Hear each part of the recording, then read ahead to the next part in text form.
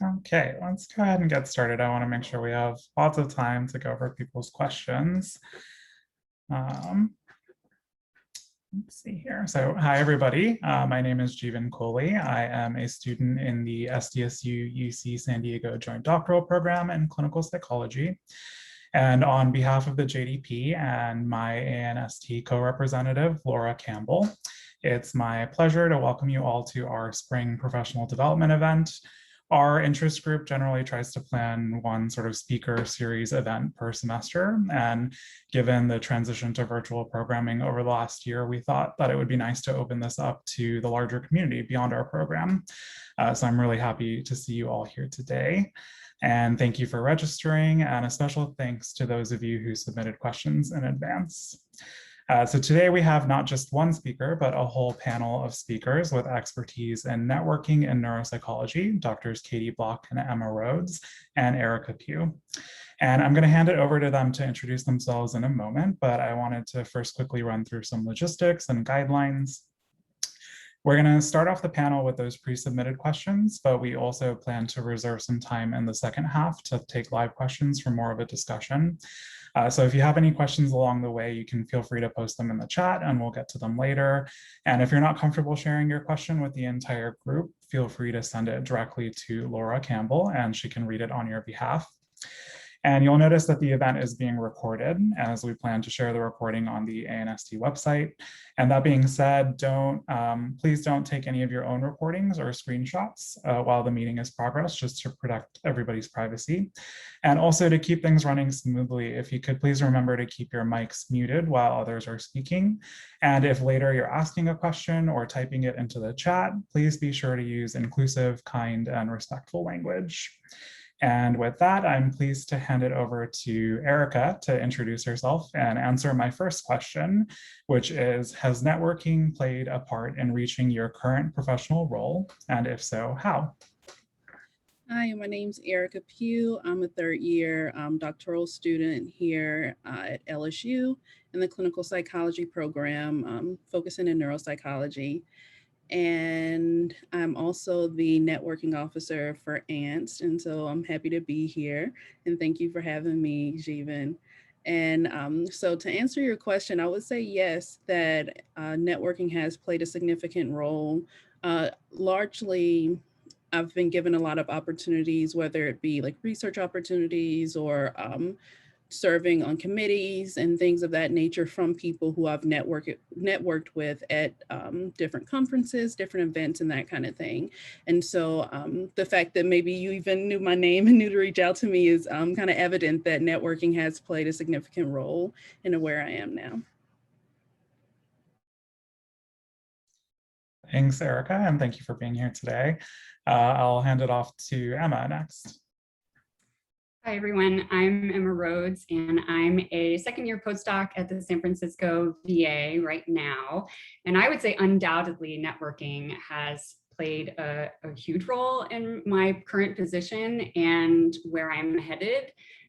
So I'm actually happy to report publicly for the first time that I accepted a job at Penn with someone who I met at a conference where I was like really intimidated, very anxious and scared. And I made a connection with this person who then thought of me later when their team was hiring a neuropsychologist. So I feel very confident in telling you that networking has played a huge role in the opportunities that I've come across. And really not just, that's just one example, like my current postdoc, I got in part because my PI worked with my postbac bosses. So really all the way along the road, there have been booms from networking. So I think it's really launched me to where I am now and where I'm headed, definitely. Excellent. Thank you, Dr. Rhodes, and congratulations on the job. Dr. Block, off to you. Well, hello, everybody, and thanks for having me. I'm really excited to be here. So I'm an assistant professor at Emory University in their Department of Neurology, and that's here in Atlanta, Georgia. If you guys know me, I do a lot of work in service. I really have a passion for it. I'm so happy to talk about this because I think networking is a very important part of that. I'm the ANST newsletter editor. Currently, I'm an APA Council representative for the Neuropsychology division, among a smattering of other things. I think networking is very important, and I would say it's gotten me a number of opportunities, both in service, but also work and research. When I think back to myself as a trainee, especially coming into my doctoral program, it can feel a little intimidating, sort of like, it's all about who you know, and it is, but I think not in the way that you think it is. I think, really putting yourself out there and making sure, somebody said earlier that this person thought of me, and that's what you want to happen with networking. You want to put yourself out there and have your name be what this person thinks of when an opportunity arises. And for me, I'm an introvert, if you know me personally, so it was very hard at first to do that. But once I started getting involved in service and that door opened and people started seeing the work I do, and then new opportunities would come my way. And now at this point, I'm in this great job, and I'm doing these governance roles, and I attribute a lot of that to networking. Excellent. Well, thank you all once again for being with us here today. We really appreciate you taking the time to chat with us. Let's dive into those questions. So I think I want to swing back around to something that Dr. Rhodes mentioned while introducing herself, the idea of approaching people at conferences. Are there things to do, what not to do, and also any tips that you have for getting over imposter syndrome with colleagues and social anxiety? Sure. I mean, I think I can speak to this at least a little bit, because I've certainly been in that position. I mean, I can remember going to my very first INS, which was in Hawaii that year.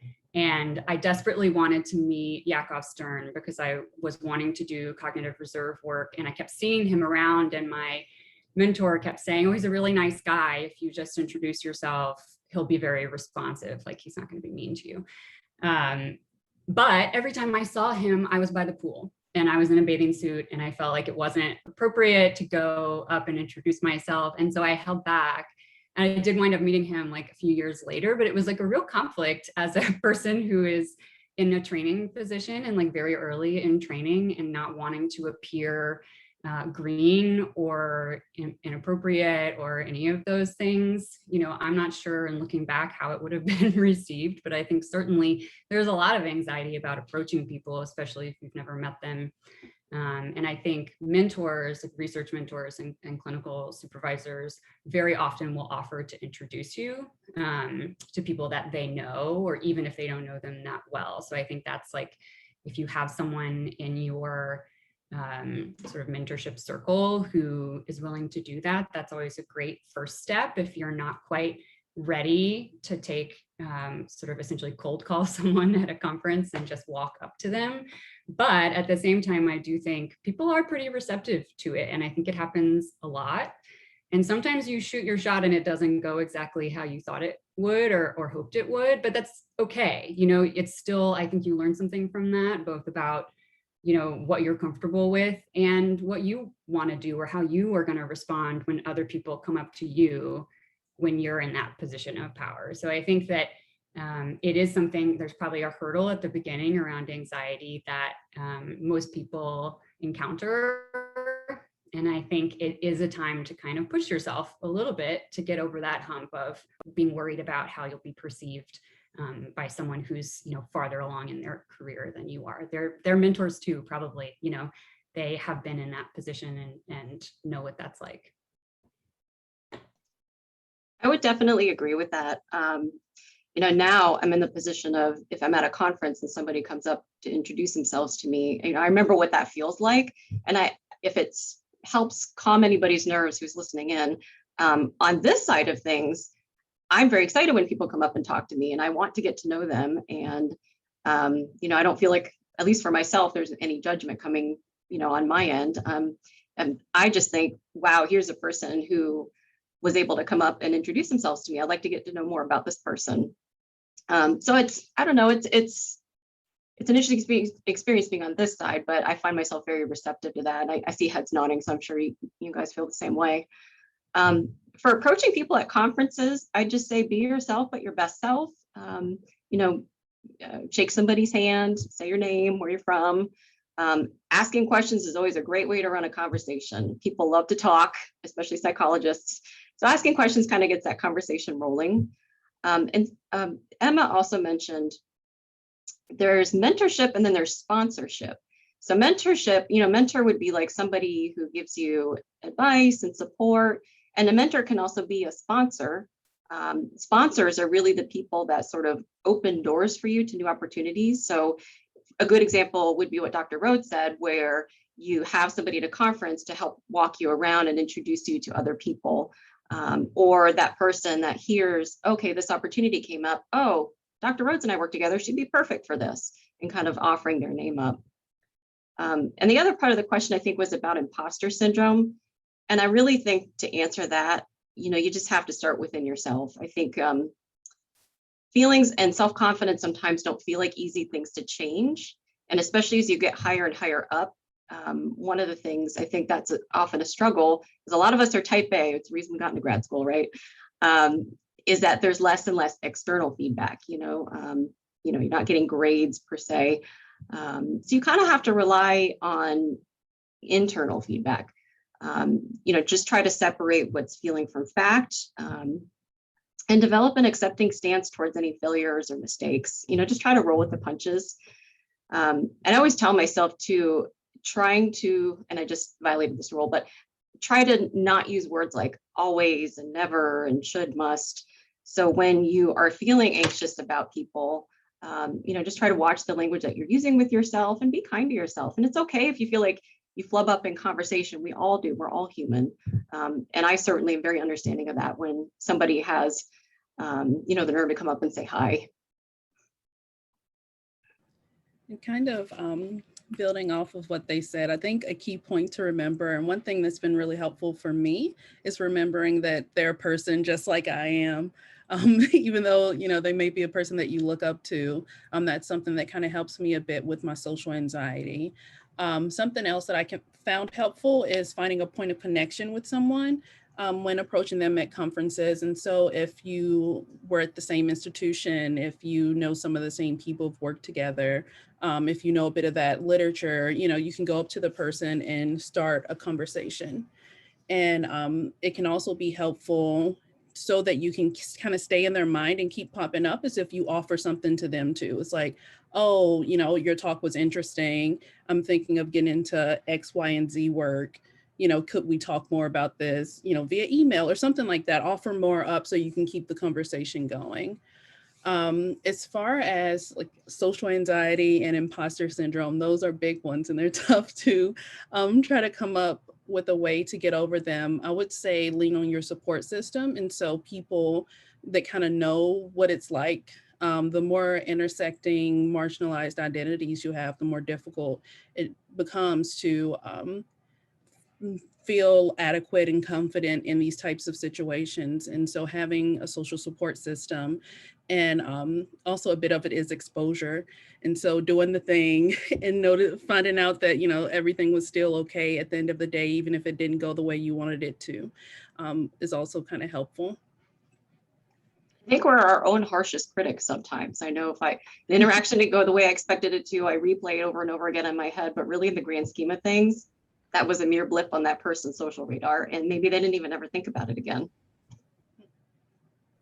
Yeah, I would echo what both of you are saying completely. And I tend to think of it in like a cost benefit kind of analysis type of way, where if I'm nervous in the moment, I don't want to let it hold me back from an opportunity that could be a huge gain for me down the line.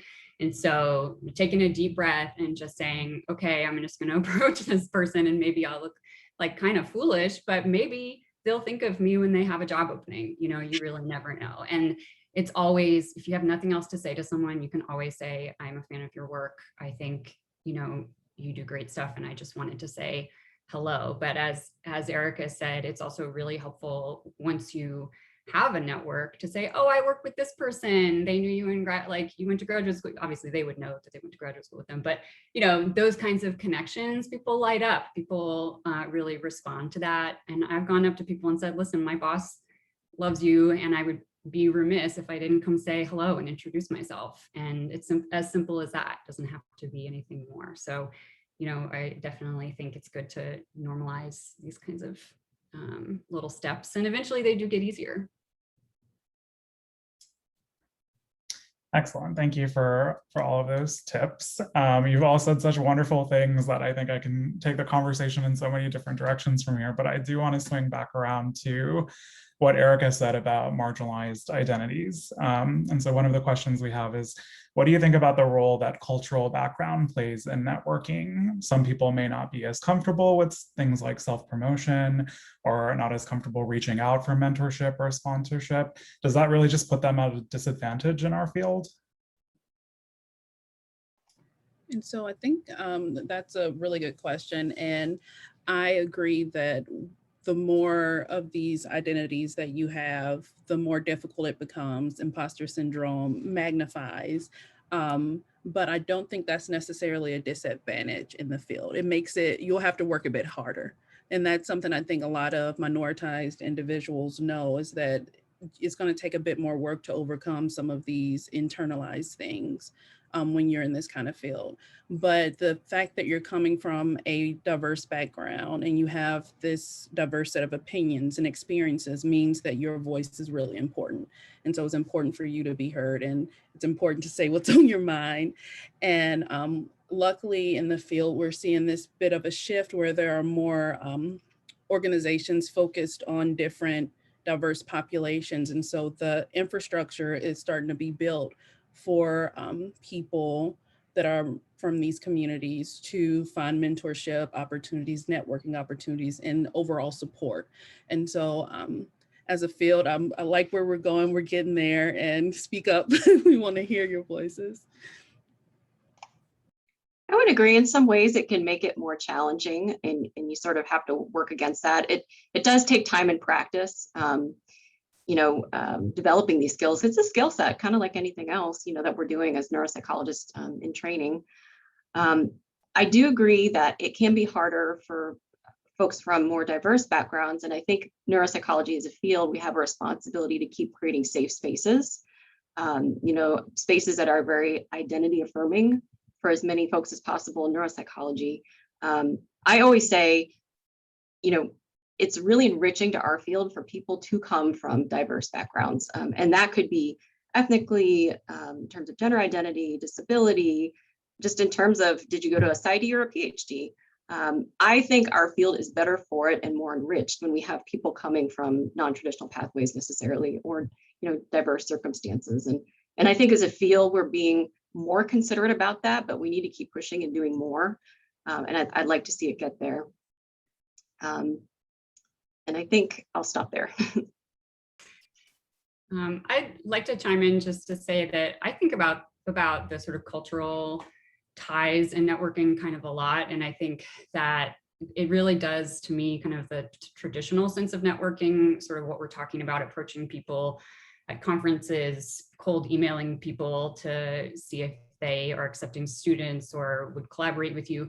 These are kind of rooted in like sort of individualistic values, right? It's like self-promotion and even self-authorization, like granting yourself the authority to speak and say, my random thoughts on Twitter are valuable and like, relevant, and just giving yourself that permission to speak and exist and promote yourself. I think these are really Western ideas, and like very, I think it's a lot easier if you grew up in that kind of culture, and if that's normal to you in your family system and among your peers and things like that. I think it makes a big difference. But I think sort of like as Erika was saying, and Cady echoed some of this, our field is changing, and in a good way. And I think the more that things like cultural diversity and inclusion are being championed in neuropsychology, the more I have seen some kind of collectivist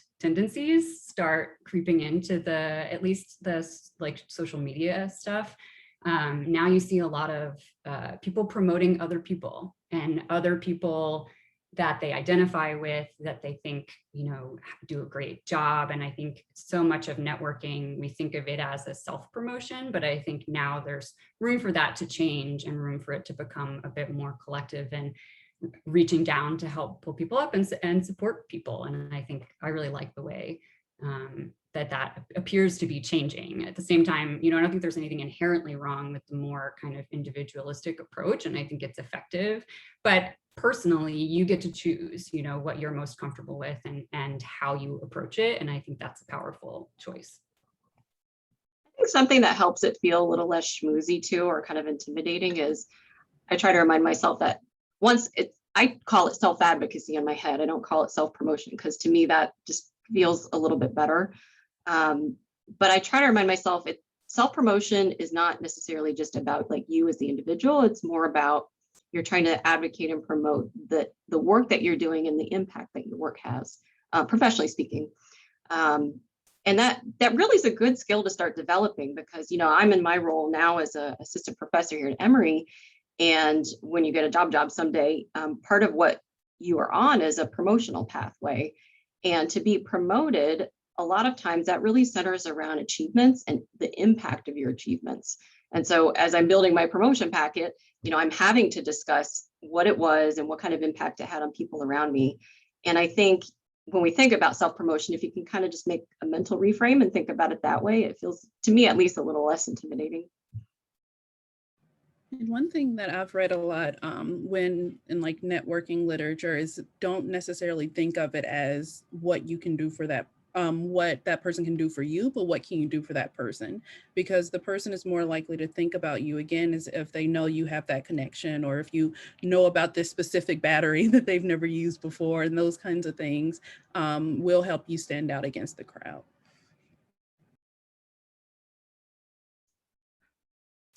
I really liked what you all said about the fact that our field is changing. It's been really nice to see a lot of growth and community organization around these types of issues. I just recently joined the Queer Neuropsychological Society, and there are other sort of affinity groups based on your potentially marginalized identities that you can join. And I think if there isn't already, there's people are really receptive to the idea of creating new ones, and there probably is community out there to help support you based on what your identity is. I wanted to swing back around to something you said, Dr. Rhodes, about Twitter. So Twitter is becoming a large part of virtual networking. We have lots of questions about virtual networking, so I'm sure we'll spend some time in this area. But do you have any tips about Twitter and networking over Twitter? It can feel really overwhelming when you're joining for the first time. People tend to present their successes and not necessarily the whole reality of their situation. So any Twitter related tips? Oh my, yes. So I forgot to mention this when I introduced myself, but I'm co-chair of the INS social media committee. So many times from the INS Twitter feed, that is me playing Wizard of Oz behind the scenes and tweeting out a bunch of stuff. But I also have my own professional Twitter account, which I engage in pretty regularly. And I find it to be a super useful tool, to be honest. For me, it's such a great research tool, because you get this constant stream of new papers and abstracts, preprints and things that you may not have otherwise seen for months, or if ever. It's really, I find it very stimulating in terms of developing new ideas and identifying people who might be good, collaborators and grant partners and things like that. So I think that there's a whole world of sort of science Twitter that is really fantastic for research purposes. I also think I'm seeing more kind of clinical neuropsych stuff also on Twitter related to polls around test usage, norms, issues around diversity and cultural neuropsychology. So I think there's like a pretty strong neuropsych Twitter now, and a lot of very accomplished researchers and clinicians from our field are on Twitter and active on Twitter. So it's really a neat way to get engaged with people who you might not otherwise talk to. And that is ultimately why I signed up for it. So in graduate school, I had a Twitter account just to scream into the void about everything. And then I realized eventually that there were people on Twitter in my field who I wanted to follow. And so I created a separate account. I'd say that would be my first piece of major advice, is if you want to have a fun social Twitter, make it separate. Okay, you can have as many accounts as you want, but nobody wants to see you liking pictures of half-naked people in their feed. And as you may or may not know about Twitter, what you like does show up in your followers' feeds. So you need to be, I think, a little careful if you want to have just one account that's you socially and you professionally. My biggest piece of advice for especially trainees would be keep it separate. Make a private account or an anonymous account for your fun times, and a professional account that is going to stay with you maybe for quite a while. Who knows what we'll be doing in 20, 30 years with this type of stuff. But your Twitter account, these days there are some that are 10, almost 15 years old. And so it's something that you kind of want to craft with a little bit of care around that. I do think it can be a double-edged sword, seeing a lot of people's accomplishments and things, especially if you're not in a great place about how you're doing in your program or professionally. It can be hard, really hard, to see other people just constantly pumping out papers and getting postdocs and it is difficult, sort of like it can be on other social media platforms. But for me, it's kind of a take what you need and leave the rest sort of platform, where I take breaks from it when I get overwhelmed by things. I think that's great. But really trying to follow the accounts that offer the things I'm interested in, and not engage with accounts that maybe are less appealing to me, or maybe come with some more, I don't know, additional imposter syndrome or difficult things. So I think you can use the good parts of Twitter and you can kind of skirt around the difficult parts. Obviously, everybody is different, but I really do think there's so many great opportunities to network on Twitter and reach people and talk to people who maybe you're too scared to talk to somebody at a conference, but you can talk to them on Twitter. And it is really just a different beast. So I love to see all of you on Twitter. I recognize people here from Twitter who I've never met in real life. So I just think it's a fantastic tool. And I love to see, both advanced neuropsychologists and people in training, mingling and mixing all the time. It's fantastic. I heard a saying once, it said, you shouldn't compare your behind the scenes to somebody else's highlight reel. And I think that really applies to social media, because it's easy to get FOMO or like imposter syndrome when you're looking at your feed, but you have to remember, people are doing the self-promotion and posting achievements and accomplishments. And I think we could be better about, posting the things that don't go so well as a community, but you have to remind yourself that you're seeing kind of a very biased selection of posts. And I would agree with a lot of the things you said, Dr. Rhodes. If I can offer practical advice for anybody using Twitter, one would just be spend some time cultivating your page and what you want your professional identity to be. One thing that I love is when people have a really informative bio. And so when you join Twitter, you're allowed to put so many characters or words under your bio. And it's nice to know if you like cats. I have 2 cats. I love cats. But your space is probably better used to say something related to cognition or neuropsychology. And that's because if I go in Twitter, every so often I'll go to the search bar and I'll type in neuropsychologist or neuropsychology, because I would love to find new people in the field. And what that does is it brings up anybody that has that hashtag or that term in their bio or in their Twitter handle, which is the name on Twitter. And if you don't have that in there, I can't find you. So it gets a little harder to find each other. So if you have your bio, try to put something in there, that will help us find you. And it makes it a little easier to connect with people. I also love it when people have photos, especially because then I see you at a conference and I'm going, hey, I know you from Twitter. And that started happening for the first time at INS last year in Denver. And it was so nice because, I'd start to run into people and we'd be looking at each other like, do I know you from somewhere? Oh yeah, it's Twitter. And then that just, kind of generates a whole conversation, which was really enjoyable, I thought. Include a web link if possible. On my Twitter, I have a link to my faculty page. And don't lurk. It's very easy to get passive on Twitter. And I find myself, some weeks I'm less active than others. But try to be as active as you can, creating content or even just engaging others in dialogue about their own tweets. I do a social media talk every so often. I've done it for a few different institutions and at APA. And actually research, the business industry has done research on this, and research shows that you will get more attention on your tweets if you contain links or pictures. And so including those in your tweets can be really helpful in getting others' attention. Kind of learning what time of day to post.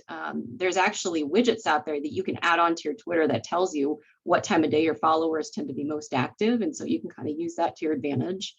And sometimes just coming up with your own thing. So one thing that I'm passionate about is mentorship. And I have a little piece I do every so often called the mentorship moment. And I'll post an article or a thought or, the definition of mentor versus sponsor and try to generate some discussion. But there are other ones like that. So Lucas Driscoll has a neuro word of the day. Lee Ashendorf does a Boston process article of the day. So there's lots of things that you can find that you're passionate about that you can kind of make your thing on Twitter. And then, of course, in terms of just more networking directly, it never hurts to ask somebody to help introduce you. And I'm totally willing to volunteer myself. If you direct message me on Twitter and you say, hey, I just joined, or I don't have that many followers, would you be willing to introduce me? I am more than happy to put a tweet out there and introduce you to folks. Just kind of capitalize. I'm happy to use my social capital, to help you get there and capitalize on that. And then sometimes I'll just, if there's people I want to add, I'm not sure, who else is new out there, I'll just put a tweet out there and say, hey, is there anybody interesting I should be following? And I always get really great responses to that. So that's kind of my advice, I think, for Twitter.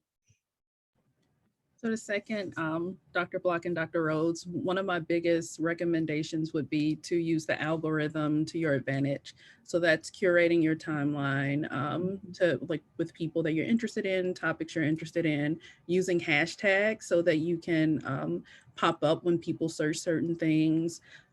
Like she said, having the pictures, things of that nature that'll make you stand out a bit more. This is a bit of a longer way to accrue a group of people that you follow. But sometimes if I find people that I'm interested in, I go to their follow list to see who they follow and see if I'm interested in following any of the people that they follow, just to kind of help curate my timeline. And I do that to the INS account all the time. Yeah. Yeah. Yeah. And especially with the organization. So if you find the Twitter page for one of the organizations, go through, see who they follow. You may find people that you're interested in. And also having an informative bio, I think, would be really helpful, because when you are looking at these different pages and trying to figure out who to follow, if the bio just says, I love cats and coffee, it's like, cool, that's great. But, in the neuropsych realm, why should I follow you? Yeah, great points, especially about the Twitter algorithm, using that stuff to your advantage. Another thing that I forgot to mention, and I feel like a lot of people already know about this, but if we're thinking for people who like kind of a data-driven approach to things, there is actually an emerging field on scientific communications and online, the influence of things like Twitter and other online platforms on dissemination and implementation of scientific research. And there's really strong data showing that people who share their research papers and conference posters on Twitter get much wider, more widespread sort of dissemination of their work. So even just thinking about it from that standpoint, just getting more eyes on your work and having it read by more people. When you have a global platform like Twitter, I think it can really do good things in lots of different ways. And also for career development, I know 2 people who have gotten promoted in part based on demonstrating the impact of their work or their following on social media. So one was a person who's a physician when I was at Ohio State, who used to post MRI images, all de-identified, of course, and you always want to check your institutional policy before you do this, post certain things. So that was clear, but he used to post and it would ask kind of like a diagnostic question, and got a large following based on this. And a nice thing about Twitter, I don't think that we mentioned, is it has background analytics. So that it's actually built into Twitter. You can go kind of look it up within Twitter, or just look it up online and find out how to find it. But it actually tell you things like how many followers you added that month, and how many people saw your tweets, and how many people shared your tweets. And so that all demonstrates impact. And so this person was able to demonstrate enough impact to help support their promotion packet. And then there was another person at an institution down south who was able to connect with a very well-known researcher, and they chatted back and forth on Twitter. And then they had a shared area of interest. And then when a multi-center study came up, this person thought of her, came back to her, and she was able to join that study. And ultimately, it kind of led to a research collaboration that she was able to use towards promotion. So Twitter can be a really powerful and helpful tool, I think, for a lot of reasons. Yeah, as an avid user of Twitter myself, I will endorse everything that you've all said. I want to stay on the subject of networking remotely, but before I ask the next question, I just want to remind everybody, I'll probably try to transition more to live questions soon, so feel free to drop those in the chat. But we had a lot of questions about remote networking as a result of the pandemic. A lot of conferences went virtual, and particularly for people who are really early on in their training, it's possible that they haven't even had the opportunity to attend a conference yet if you're in your first or second year of graduate training. So any sort of tips about networking remotely in particular?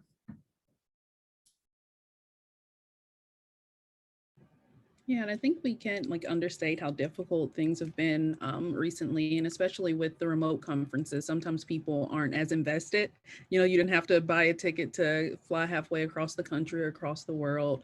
But one thing that I found helpful is going through ahead of time and writing down the names and the topics of things that I'm interested in, finding the contact information so that I can then reach out to them via email. And nowadays, a lot of conferences also include social media information as well. And so if they have a Twitter page, finding the Twitter page, adding them. But yeah, it is a bit more difficult, and it may be a bit more of that asking questions while they're doing a talk, or cold emailing them and things of that nature.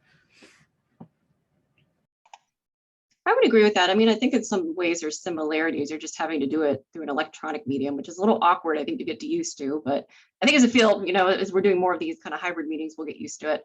But, if the same thing as if you were at an in-person. So, you saw a talk that was really interesting. And so maybe you wait till the talk is done and then you approach the speaker. So for a virtual event, just like Erika mentioned, I think you would email that speaker. If you saw somebody who had an interesting poster, same thing. And a lot of these virtual conferences are hosting social events now. And sometimes I think those are underattended, especially by trainees. They think I won't know anybody there. I was certainly that way at my first INS meeting. I was a wallflower. I was hiding in my hotel room. I was like, I don't know anybody here. And it was just intimidating. But I think really try to give yourself that little extra push. If you know somebody that might be going, you can ask them to kind of introduce you to some folks, if it's a supervisor or, say a fellow ANST member or somebody that's a little bit ahead of you in training, like a postdoc. I'm always happy to help introduce folks. I'm kind of the more the merrier type of person. But, really try to push yourself and attend some of these social events. And I think you'll find that you enjoy it and you get a lot out of it, and especially as far as networking is concerned. I think also, I think Twitter is great for this too, to kind of supplement some of what you're missing out on from an in-person conference. So the more you can essentially get the attention of people that you might try to speak to at a conference, or get, I think a strategy for live tweeting conference events especially is good. It tends to get the attention of the conference organizers and often gets kind of retweeted and shared and commented. So those are the kinds of things where you're poised to get more name recognition and attention and kind of get promoted through that platform, where if you're tagging the organization and using the conference hashtag, that's something that institution is going to always retweet, is going to always share and want to promote. And so it's a really good way to get your tweets out to a larger audience is to engage with the official conference Twitter.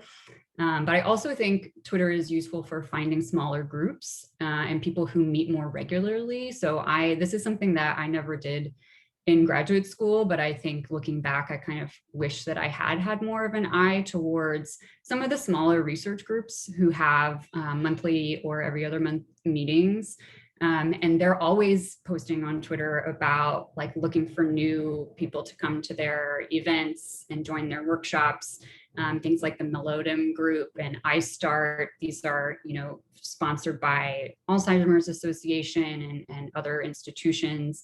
And they contain neuropsychologists and other, medical researchers and clinicians. So it's a good way to branch out not only within neuropsychology, but to some more multidisciplinary groups, which is another form of networking that I think can get overlooked sometimes when you want to be a neuropsychologist, sort of like, why do I need to network with a psychiatrist or a radiologist? But it turns out, they're great people also to have on your side. So I would say using Twitter both to engage with official conference things, but also to find smaller groups where you're more likely to be part of the group and interact and be recognized, I guess. On the subject of multidisciplinary work, we actually had a really great question about the idea of networking sort of beyond neuropsychology. So I'll ask that next. What are some ways that early career pediatric neuropsychologists can network with providers who we often want to establish relationships with, like school learning specialists, or people we refer to like SLPs, therapists, psychiatrists, and building a referral network? I can only speak from my own experience, but I think, I would just advise trying to capitalize on any resources that are offered at your own institution. Like here, for example, at Emory, I've developed a neuro-oncology, neuropsychology clinic, and I'm looking to build referrals in the community. And we have a marketing department here at this institution. They're going to help me put materials together. And as long as I give them a list of contacts, they disseminate that for me. So you may just kind of check within your own institution and see if there are any resources or people in administration that can help give you some ideas about where to go or what to try.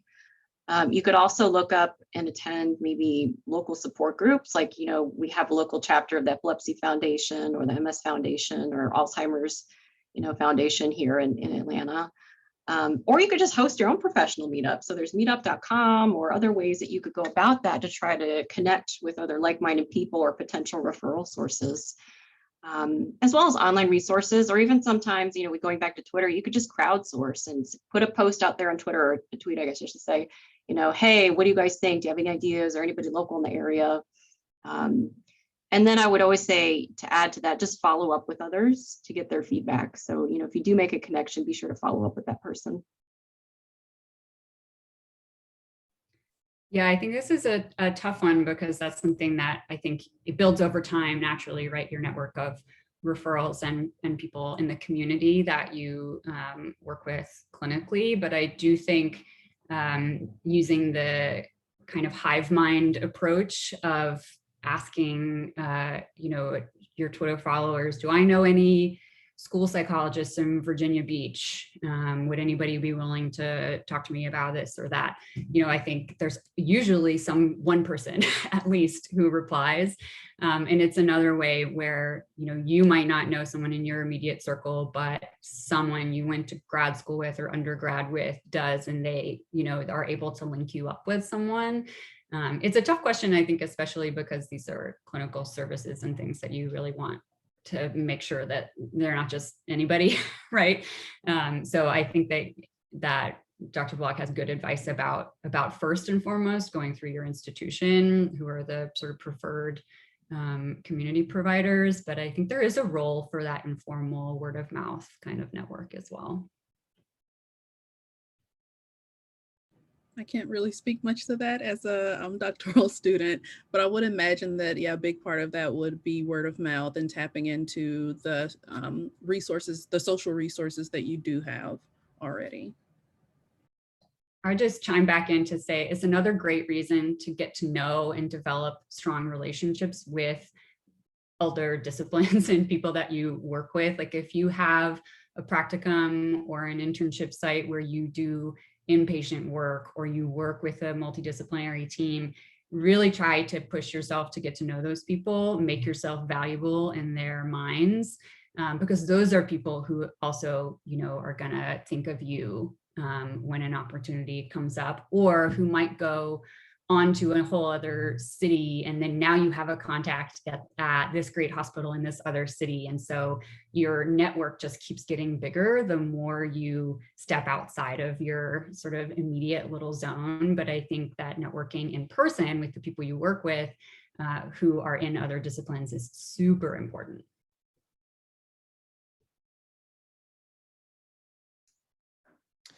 We had another question about sort of other disciplines. That's kind of on the flip side of this. So do any of you have any specific advice for doctoral students on networking who come from research-oriented programs whose primary mentors might not be neuropsychologists? So anybody who's receiving their research training from a neuroscientist, psychiatrist, developmental psychologist, what can they do to help sort of bolster networking within neuropsychology specifically?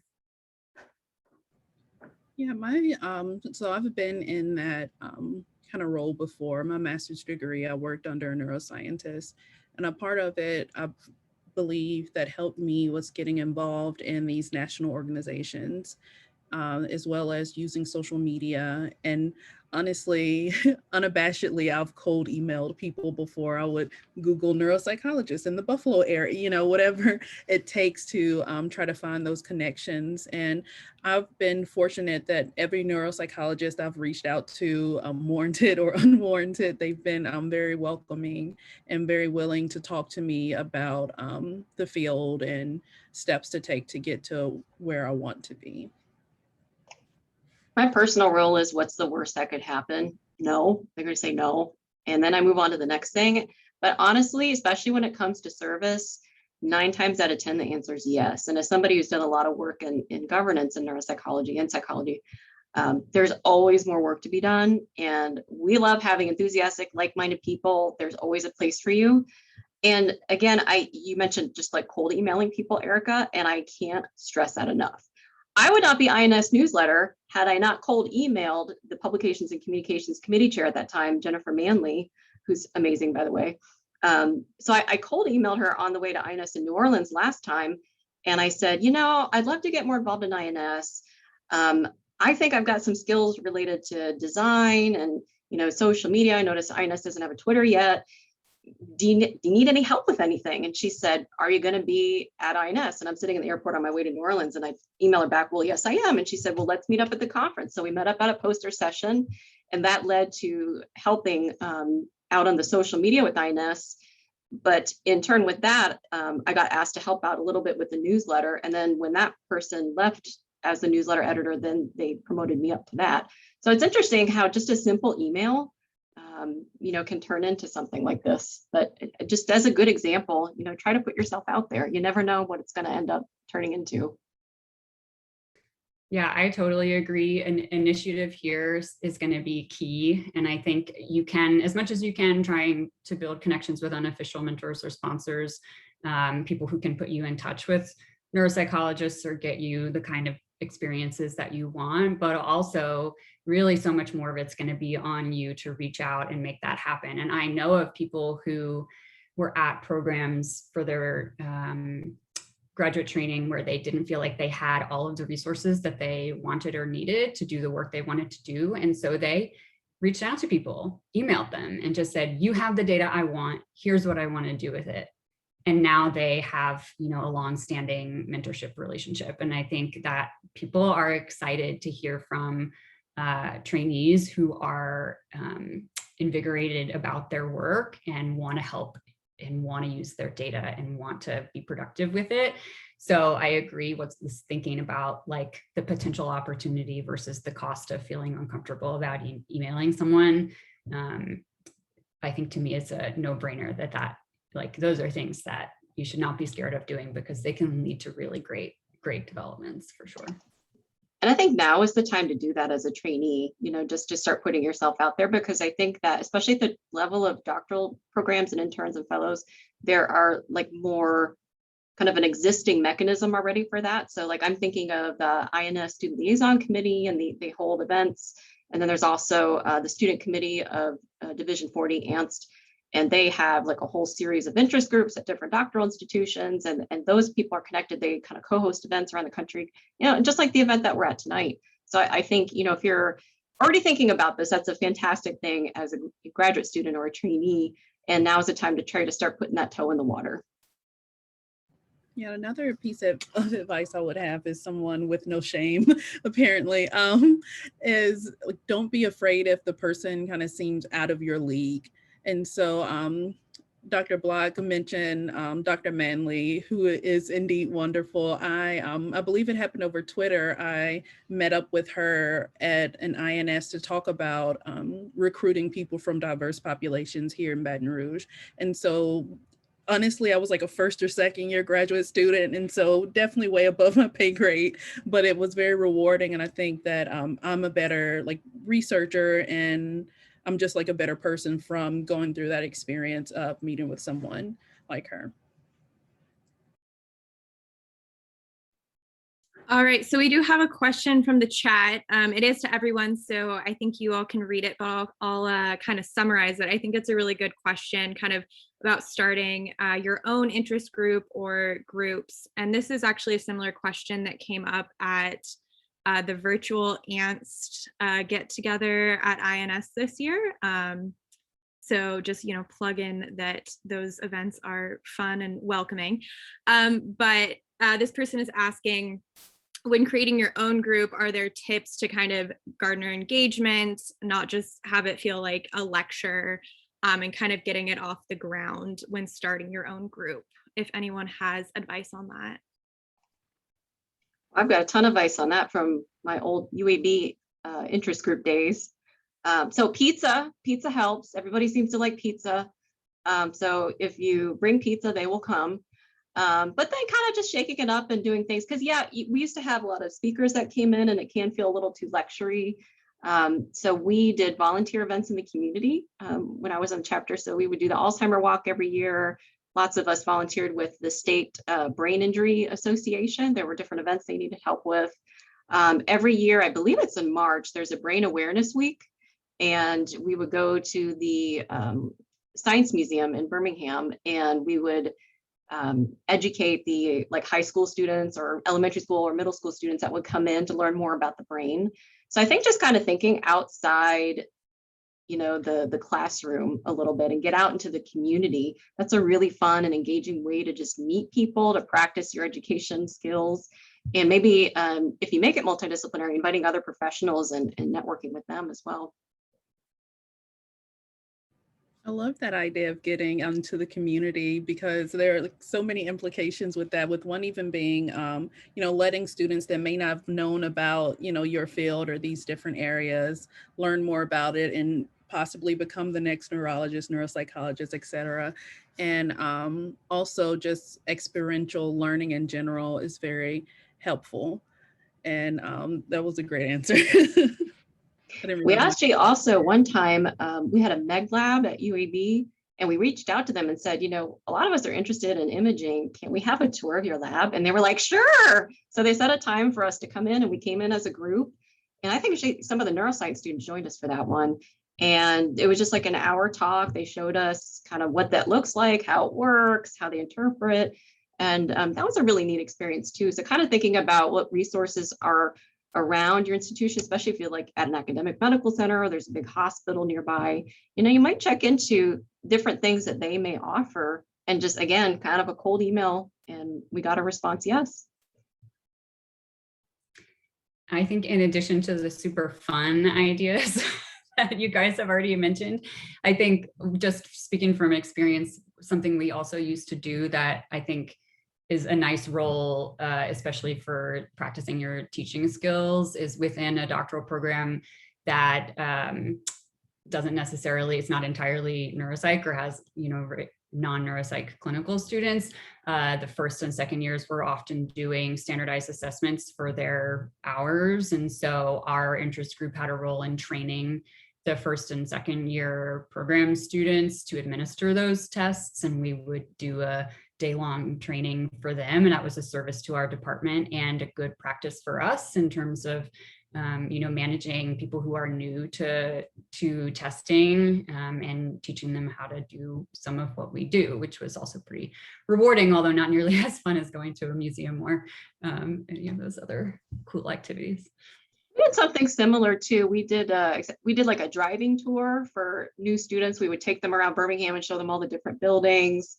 And then we even did like a mentor match with our UAB ANST chapter at the time. So we would take an existing student and they would get sort of paired up with a first year student for that first year. You could just kind of meet at your own convenience with that person or connect with them by email in case you had any questions. I think it can be a little overwhelming that first year, I think, as a grad student. You're in a new school, in a new city, potentially. And if it's anything like I was, again, imposter syndrome, you're just thinking, oh my gosh, how did they let me in here? And all these people seem so smart. The secret is that they're all thinking that about each other.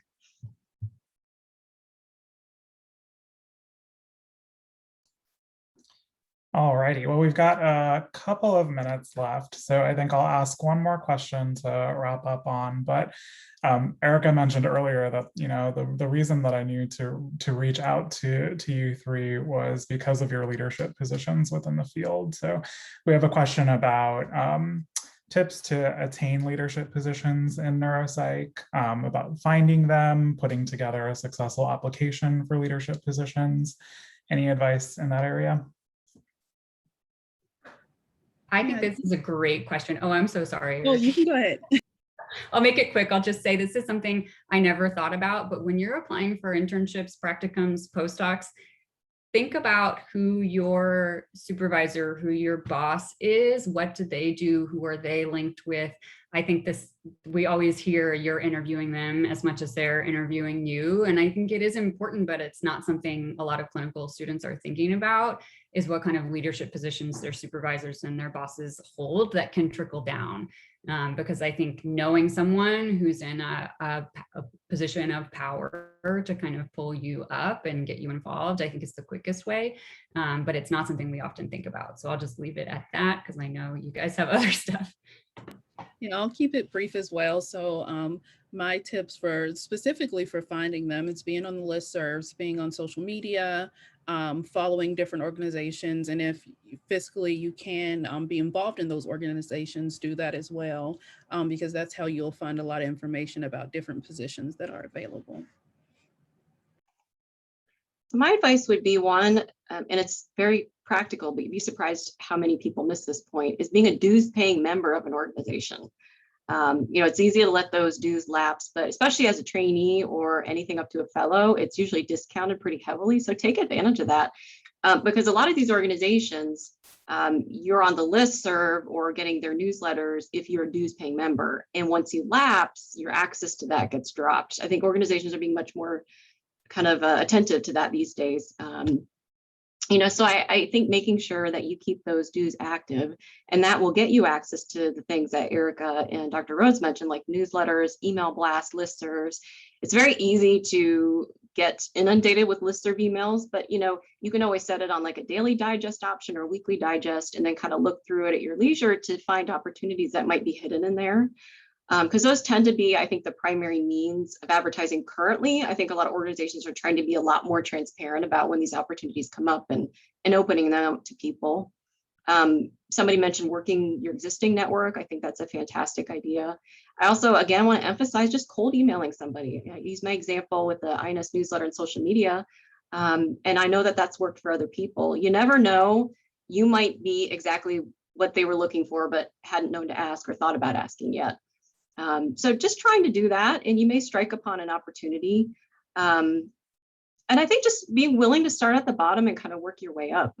You may start on a kind of peripheral committee role, but then as your work speaks for itself, you can kind of move up into more of a leadership capacity over time.